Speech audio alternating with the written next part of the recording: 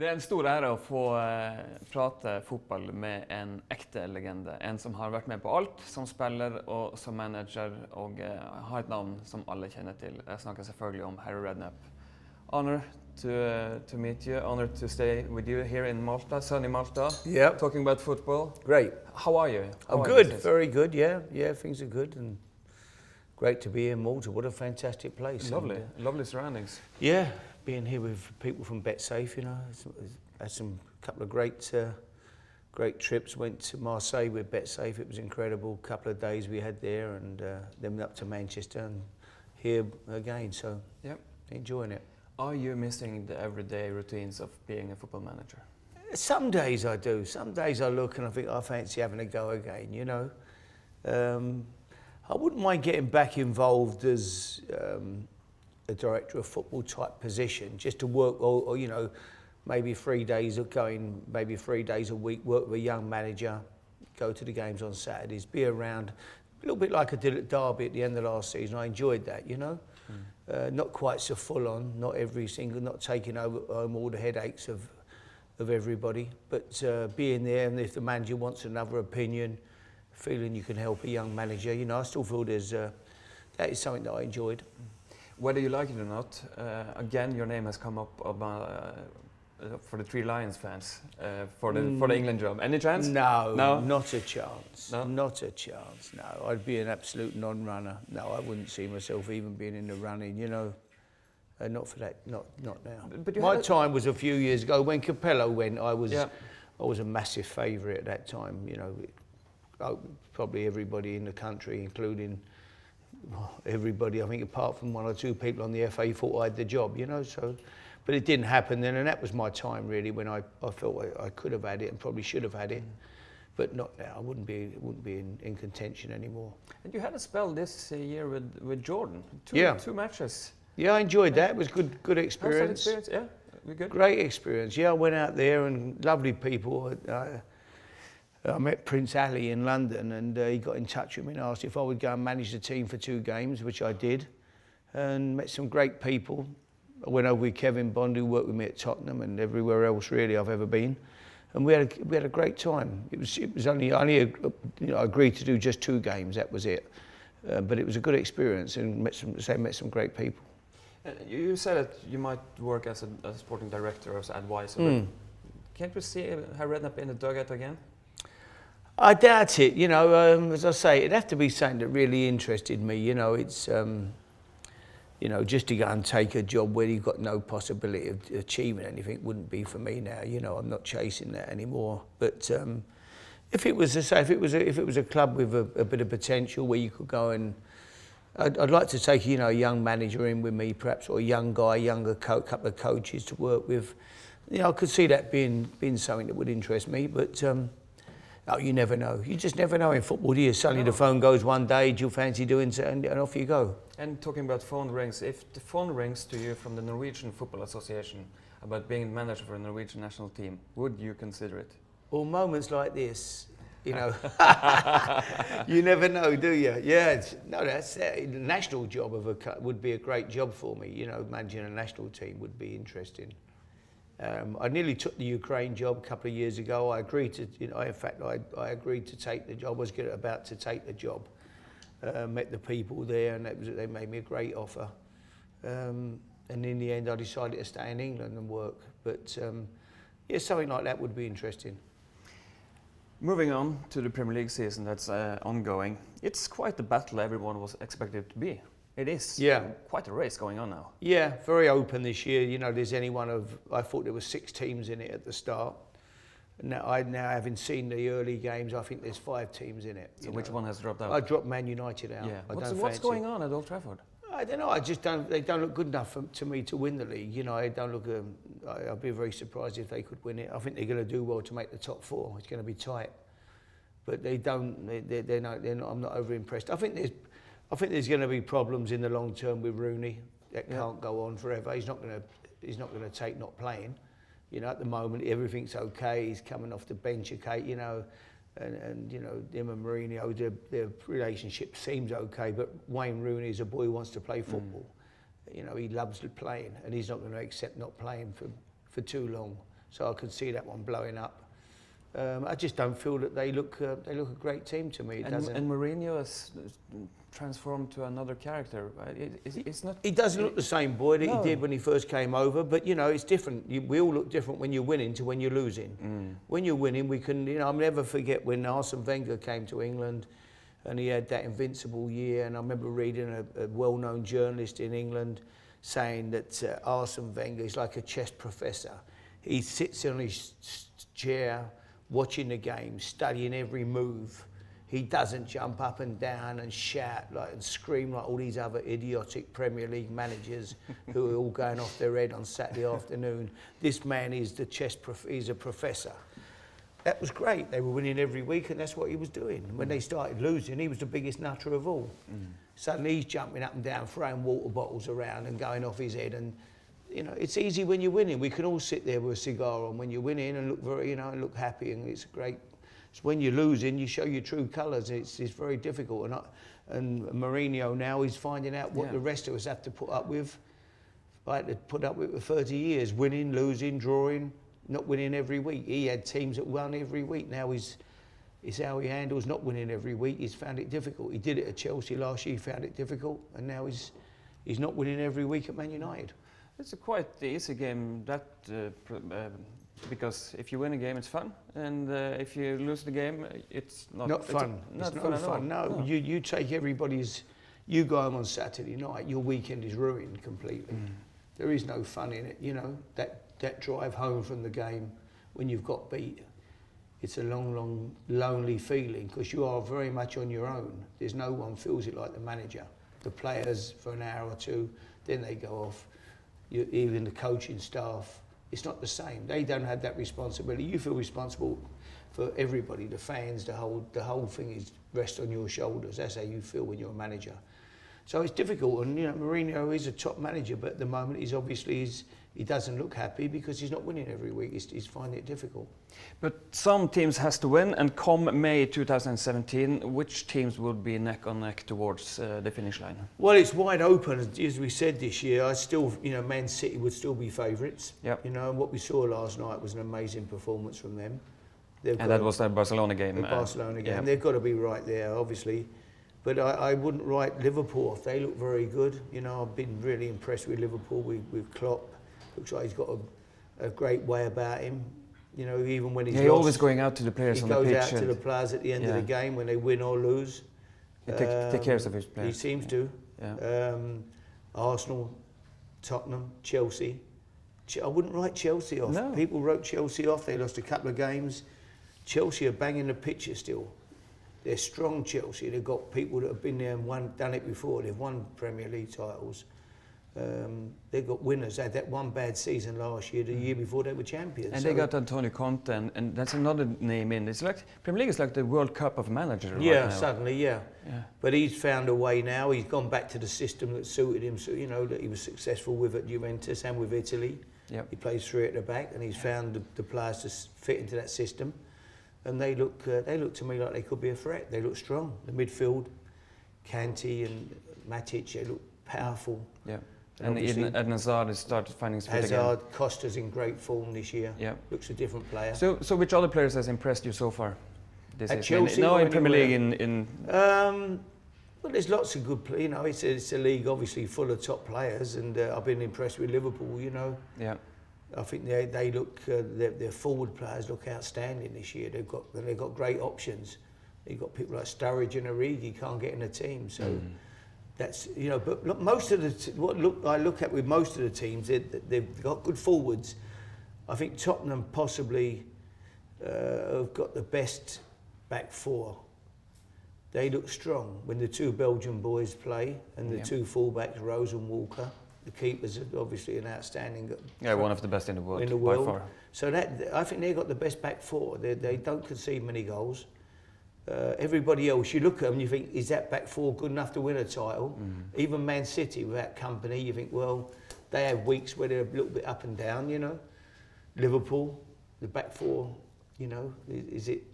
Milner's playing left back, done very well, but you wouldn't have put him in a left back that you'd thought would win the Premier League. But So it's wide open. I think there's 5 teams this year with realistic chances. 5 teams, you say, and you were yourself a successful English manager. But if you now put a list of the best managers in the world, there would be not many Englishmen on that list. Is that a coincidence, or does the FA and England as a nation have to do something radical to change this? Well, I don't think we get the English managers don't get the chance to manage top teams. You know, the problem is like everybody talks about Eddie Howe now at Bournemouth. Yeah.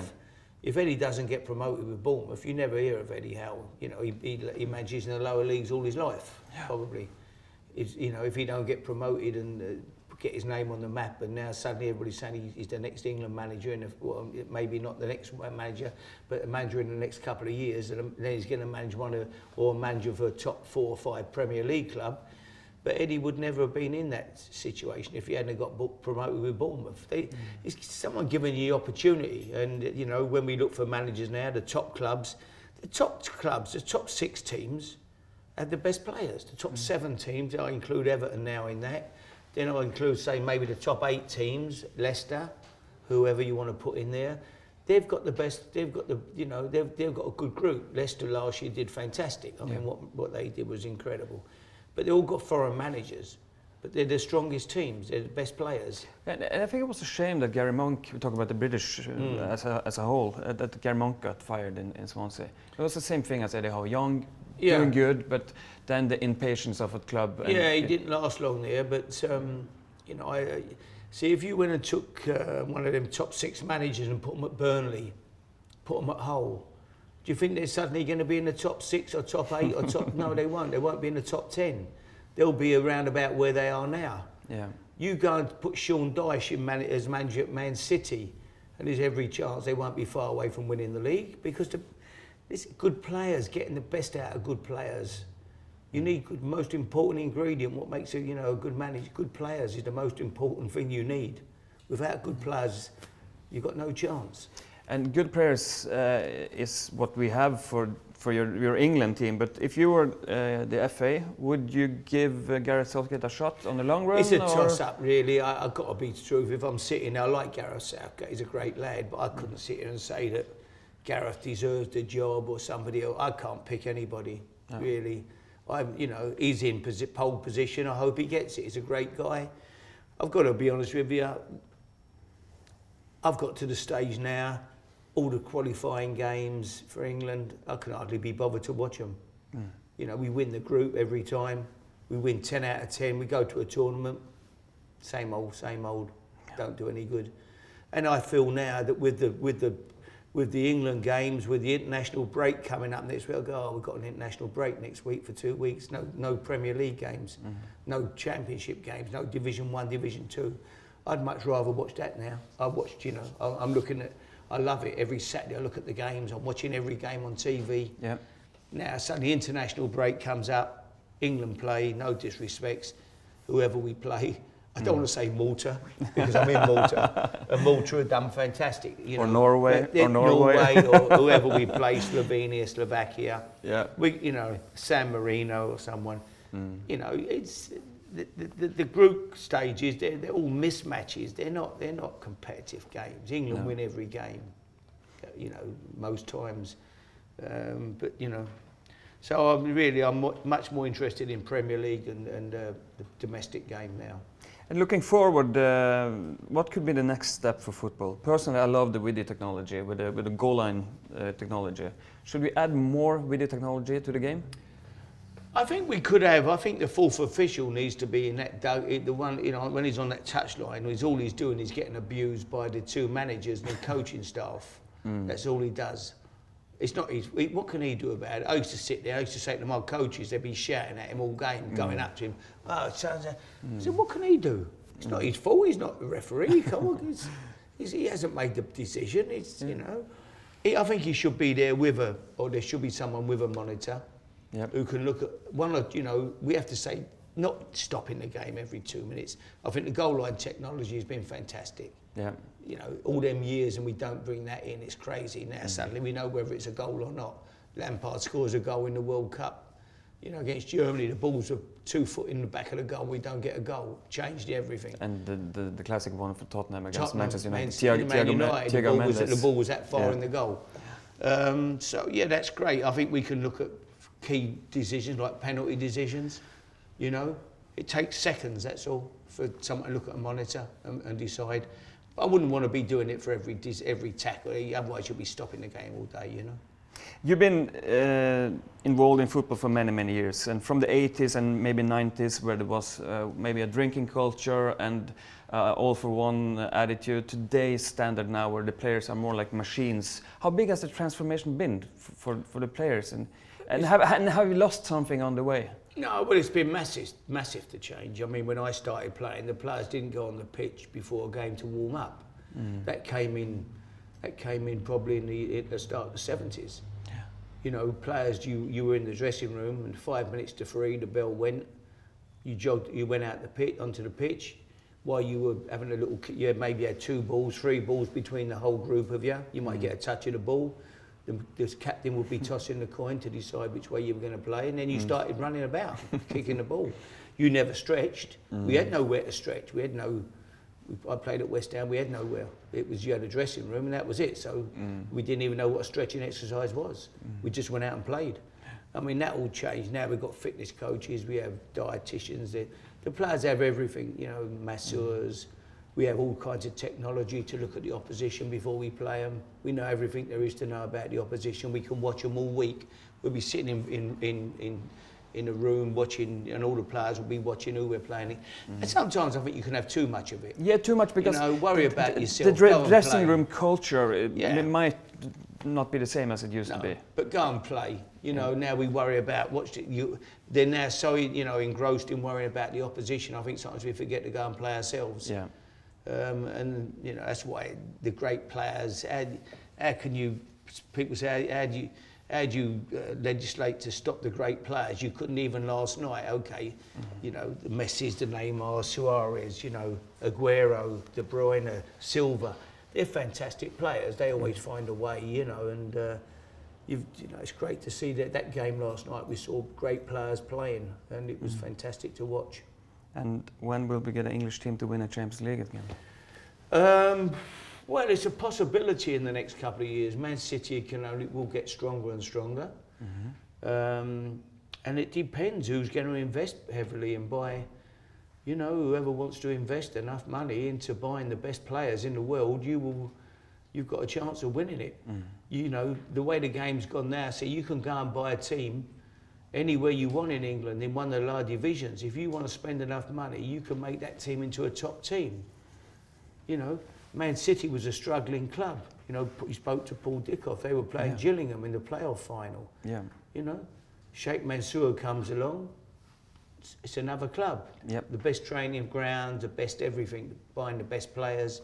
So if your club is lucky enough, suddenly someone walks through the door who's got billions and billions of pounds, they can take your club anywhere they want to take it. And one thing is to have the money to buy it, but remember late 90s, when you were at West Ham, the players that came through that used youth system, that was amazing. I'm talking about Rio Ferdinand, Jermaine Defoe, Michael Carrick, Joe Cole, and let's say your own Frank Lampard.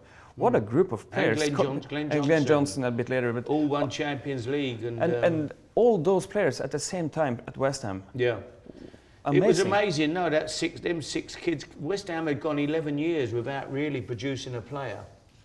You know, they'd produced 1 or 2 players that played 4 or 5, 6 games, and then, you know, but the last actual players would have been Ince, Potts, Cotty, that group. And then we went 11 years, nothing. And then suddenly, these 6 kids appear from, you know, it was amazing, really. And it was a great time to know that you had them players. It's, you know, people like Rio. Rio was a schoolboy who wasn't a schoolboy international, wasn't a superstar schoolboy footballer. You know, we employed a guy from South London to do some scouting for us, who was involved with running a boys' team in South London, the district team. And he came and he said, we just had a kid turn up for the town trials. He said, he's fantastic. We said, well, where is he? What club's he at? Because every kid at 9 now is at a club, 8.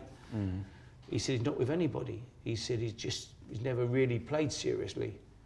And then he brings him, so suddenly we have a look at him, we realise this kid is just fantastic. Millwall came along as well, and it was us or Millwall. There was no Tottenham, Chelsea, Arsenal, no Man United, nobody chasing him. We had a clear run at him, really, and we got him and signed him within no time. He was in our first team. So, and Lampard was the same. Lampard wasn't a schoolboy star. Lampard was a kid who had an attitude that was better than any kid I've ever come across in my life. He trained, he'd be out there till it was too dark to see every day of the week, practicing. Every day, out there, doing his sprints, putting his spikes on, couldn't run, got spikes, done 10-yard sprints, there and back, sharp, sharp, sharp, shooting left foot, right foot, practicing. Became a great player. Absolutely. I have fond memory of my first game as a spectator in England as a young boy. It was Wimbledon West Ham. It was the first game for Paolo Di Canio in West Ham. Yeah, yeah. And it was the first game. You actually sold John Hodgson to Wimbledon. Yes. So that was that game. That's right, Big John. Yeah. Big John had gone. And yeah, you had some defenders in that team. Yeah. Razor Ruddock, Stuart Pearce, and great characters. Yeah. What I used to do. Julian Dix. I used to put them on the same team as Di Canio in training, in case they kicked him. Because if they kicked him, it would all blow up. Paolo he'd walk off. He'd want to, you know. He'd blow. So I used to make sure that they were all on his team. So that I used to make sure no one upset him. Yeah. You saw early something very few others saw. That this left back you got from Southampton was actually not a left back. I'm talking about Gareth Bale. That he had attacking potential. You must take credit for what happened to Gareth Bale. Well, he was always going to be a top player, you know. But he did play. The superstar he is played now. At left back, yeah. I always felt we had more, so we moved him forward to left wing. Yeah. And the amazing thing was when we moved him forward to left wing, we moved Luka Modric off the left wing into the centre. We played Chelsea at home. This is Modric. We were playing Chelsea at home. And I said, I'm going to play Luka Modric central. And my coaching staff thought I was mad. They said he'll get kicked. They've got Essien, Lampard, Ballack. Yeah. They said he can't play in there. He's too small. He's not strong enough. I said he can. They won't get near him. And I took the gamble. We played him on a Saturday. And we murdered Chelsea. He was the best player on the pitch. And Gareth went forward one and played on the left. And you know, and today, Luka Modric is one of the best players in the world in that position, and the same with Gareth Bale on the left. I do think Gareth would have become the best left back in the world. Okay. I think he'd have been the best left back in the world because he had that ability to go all day from left back. But he became one of the top 4 or 5 players in the world. Now he plays left wing, he plays off the wing, he plays through a spare, he plays through the middle, he plays everywhere now. You free him off like Wales do, and he goes out and plays. But I think we can conclude that you have a good eye for developing young talents. We're talking about the West Ham players and Gareth Bale. So credit for you on that one, Harry. You have a very tight bond to several clubs. Which one is closest to your heart after all these years? Well, you have to pick one. Oh, it's difficult. I mean, I went to West Ham as left school at 14 and signed for the club just before my 15th birthday. So, they were great. That was a great place for me. And then to go back and manage them for 7 years, I had a great time there. So that would always be special. But I've enjoyed it everywhere. I had a great time. Loved my time at Portsmouth. Yeah. Tottenham was great. I've been very lucky. And when you were a little kid, you were actually an Arsenal fan. Big Arsenal fan. My dad was and an Millwall Arsenal fan. Well, you went to Millwall games. Was Millwall. My dad took me to Millwall. Was the first game I ever went to. So I guess there's a few... My dad was just a football fan. My dad was football crazy.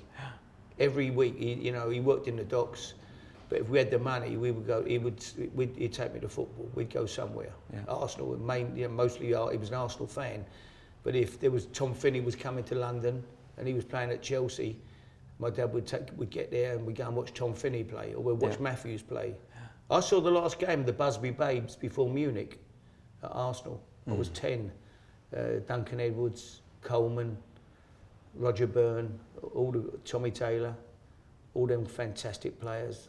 5-4. It was the best game I ever seen in my life. I was only 10, but it was incredible to see all them players because they were the best team in England. Which period or season in your career are you most proud of? I don't know. I lose track of years, and I'm not what people got me. When you was, I think, I've never been great with dates, but Winning the FA Cup with Portsmouth, that was an achievement. That was a great season, yeah. Getting promoted with Portsmouth, that first year was great fun for me. Getting promoted with Bournemouth, I mean, you know, Bournemouth hadn't been out the old 3rd or 4th division in 100 years. And, you know, when we were top of the league in the old 3rd division, people in Bournemouth used to say to me, oh, you won't go up, Harry, you won't go up. 10 games, 12 games to go. Oh, you won't go up, the council won't let you. I said, what do you mean? What are you talking about? No, they won't let you. You know, we've been in this position before. The council don't want Division 1 as it is now, Championship, Division 2 as it was in Championship football. It's Championship as it is now. No, they don't want that. You know, the Bournemouth have been in the 3rd or 4th division for 100 and odd years. They'll stop you. I said, well, they're going to walk in the dressing room and tell the players to lose. Yeah, well, but you just couldn't get it over. Everywhere I went, same story. They won't let you go up. They don't want Championship football in Bournemouth. But we did it. So that was a special year for me. Best player you ever played against? Well, I played against Pelé, but George Best was my favourite. George Best. George Best was a genius. It's a good choice. I loved George. He was a genius. Best player you ever coached? Well, it would probably be Gareth Bale. I think, you know, yeah. But yeah, just about. Best stadium in England? I love Anfield. I just think it's got an amazing atmosphere. I think to be at Anfield when the crowd are singing is just the most amazing thing in football. And the best stadium in the world? The best in Europe? Best stadium? Yeah. I don't know. I don't. You know, I'm not. For me, the stadium's all about the atmosphere. You know. But as I say, certainly I think Anfield. It was always when the crowd sing, "You'll Never Walk Alone." I always found it a special place. And finally, Harry, you have an amazing football family, as we all know. You're the uncle of Frank Lampard. You're the father of Jamie Redknapp. Your other son, Mark, now has a son at the age of 10 in the Bournemouth system. Yeah. And his name is? Harry, yeah. Harry Redknapp. Yeah. So Harry, yeah. That must be very special for you to have a new Harry Redknapp. Yeah, no, I go and it was amazing. A couple of weeks back, my grandson was playing for Bournemouth and they played Arsenal. And Frank Lampard Senior, who's my brother-in-law, his grandson was playing for Arsenal. And when they played against each other, the two kids, and it was amazing. I turned up at Arsenal's training ground and Frank was there and we stood next to each other watching the game, you know. It was amazing to see the two grandkids playing. So, listen, I don't know whether he's ever going to be good enough. Frank's grandson's a very, very good player. Very good. He's at Arsenal. But Harry's a great lad, got a great attitude, and he wants to be a footballer, so you never know. A new Harry Redknapp coming. It would be good. Lovely. That's lovely. Well, that would be everything, Harry. Honor talking football to you. And you. Enjoy the rest of the stay here in Malta. And I'm glad you enjoyed that book. Absolutely. And not because it's my book. No, I did that with Martin Samuels, and I think anybody who loves football, that is a great read. You know, I went through football. All through the eras. I picked my team of the 50s, 60s, going back to Bert Trautmann in goal, German prisoner of war, went to Man City. Was a prisoner of war in England, stayed in England after the war, became the greatest goalkeeper. And he's one of the many keepers. Broke his neck at Wembley and played on. Yeah. Incredible man, you know. And stories about the Duncan Edwards and all the great players. I picked a team, and it's quite interesting. You know, lots of people wouldn't agree with the teams I've picked, but it gets people talking. Because the amount of stories in this book from all those decades of English football is unbelievable. You have so many stories to tell, and you take your best 11 from all those decades. So I really, really recommend to everyone in Norway who's into football, want to read this book by Harry. So, thank you. Great to see you. Nice talking to you. You know your football.